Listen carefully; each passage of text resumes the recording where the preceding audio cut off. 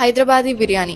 బాధ వచ్చినా ఆనందం వచ్చినా రెస్టారెంట్కి వెళ్ళి మెనూ కార్డులో వెతికే ఫస్ట్ ఐటెం. అలాంటిది దాని పేరు చెప్పి వేలు కాదు లక్షలు కాదు కోట్లలో స్కామ్ జరిగింది. హైదరాబాద్ లో కొన్ని రెస్టారెంట్స్ లో బిల్లింగ్ ప్యాటర్న్ సస్పిషియస్ గా ఉన్నాయని నోటీస్ చేశారు జిఎస్టీ అఫీషియల్స్. సో ఆ ట్రాన్సాక్షన్ డేటాని ఇంకా డీపర్ గా ఇన్వెస్టిగేట్ చేద్దాం అనుకున్నారు.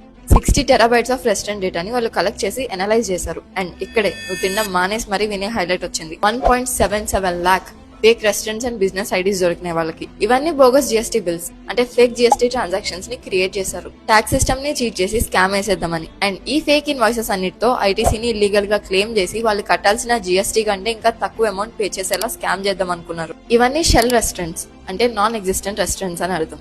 వీటి పేరుతో ఫేక్ ఇన్వాయిసెస్ అన్నిటిని క్రియేట్ చేశారు. జిఎస్టీ నెట్వర్క్ ఏమైనా తక్కువదా? ఏఐ అండ్ డేటా అనాలిటిక్స్ అన్ని యూజ్ చేసి ఈ ఇర్రెగ్యులారిటీస్ అన్నిటిని ట్రాక్ చేసింది. అండ్ ఇదొక నేషన్ వైడ్ స్కామ్, 70,000 కోట్లు. సో ఇప్పుడు ఇవన్నీ దొరికిన తర్వాత దీని వెనకాల ఎవరున్నారో అని ఇన్వెస్టిగేషన్ స్టార్ట్ చేశారు. Hope they find the biryani దొంగ. ఇంటర్నేషనల్ నుంచి హైపర్ లోకల్ దాకా ఎలాంటి న్యూస్ అయినా ఫస్ట్ మీకు తెలియాలంటే డౌన్లోడ్ చేసుకోండి వే2న్యూస్ యాప్.